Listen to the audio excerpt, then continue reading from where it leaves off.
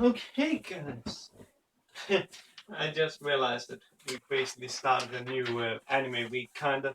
So when I said that I didn't know what to review, I forgot that Symphogy Gate.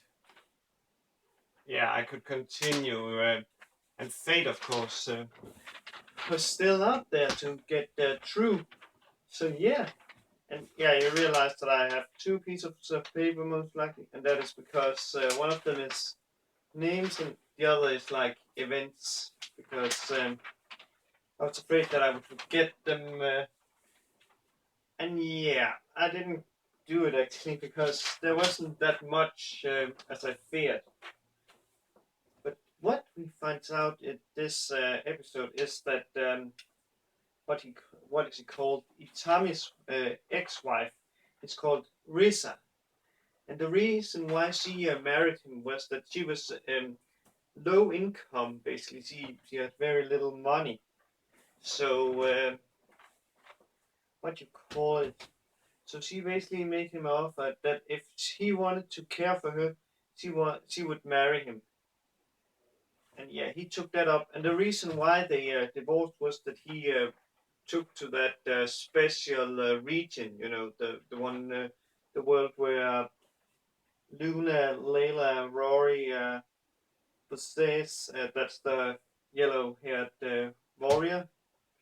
You know, the one that beat up Itami, and Pina is from. Uh, so yeah, she actually has feelings for him, but he didn't understand that at that moment. So she had no choice but to divorce him. But he still cares for her, so he still keeps that up. Also, uh, Pina and Bushes, they discover the, the world of art, or for those of you that have seen Fate, Ilias third season, third episode know what I'm talking about, but to those that haven't, I'm talking about boy love, and they are basically like talking to uh, one of Itami's companions. I'm not sure what his name is. I actually tried to find it on Mal, but there's no information about him, and his name wasn't really mentioned in this episode.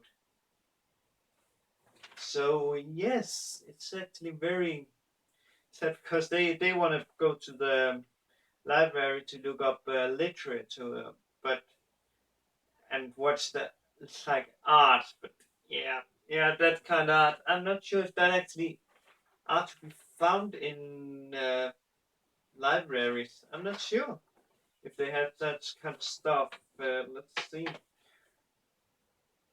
And well, the other girls, Rory, Layla, Luna, and Risa are out shopping. Uh, and it's funny because what's it called? Rory, she basically are like, I have my priestess. I don't like any other clothes. And then she finds some really good looking clothes. That she basically are like, she's basically looking with loving eyes on it. And what's a loving dress? And yeah, it looks really good on her. I will say that. And while they are shopping, Itami he talks with the Prime Minister for Defense, who yeah he apparently met 12 years ago, basically because let's say like this, the Prime Minister had just lost the election and he was like down, so he basically asked Itami about manga, and yeah he has like read all the manga Itami he recommended, and Itami had read all the old manga that he, the Prime Minister of Defense, had read. And actually, Itami he works like a guy to bring the Prime Minister of Defense manga because he can't go outside to a bookstore anymore to shop. And that's most likely because, hey, if he picks up some very edgy manga or something, I'm pretty sure that could, be used to him like oh, he's into that kind of stuff. Maybe he's like a rapist or something. Basically, you know how politics works, that you want to try to have a lot of scandals. And then we have like, yeah, the main event of this episode, which is the hot spring. And oh man, that is so good because oh yeah, they have like a lead force guiding, basically guiding them, and they are really afraid of Rory because even though she is like half a kilometer away, uh, she still managed to spot them. So they are really afraid of her. And man, the way when Rory, she's like on her way into the uh, hot spring before she has washed, and uh, she grabs her and says, "You can't go in yet. You have to wash." And she's basically like, she wanted to get in. Ah, that's so cute. She is so cute, Rory. I really love her. Oh man, I really love her. Yeah, and we find out that Bushu, she most likely like the guy she talked with, the one of Itami's companions. But I wonder if it's like in a boy love way, basically like she has some fantasies about him and Itami, and it's also funny because Itami and him, they are alone in the men's bath, and they are like, uh, we are here all alone, and then that guy, he's like, I like women. I'm not into that way, and of course Itami, he isn't either. So it's really funny. But the best scene is like Rory basically, yeah, she's basically like drunk because she can't sleep because somebody is killing, uh, uh, shall we say, each other, and that is because uh, the minister, uh,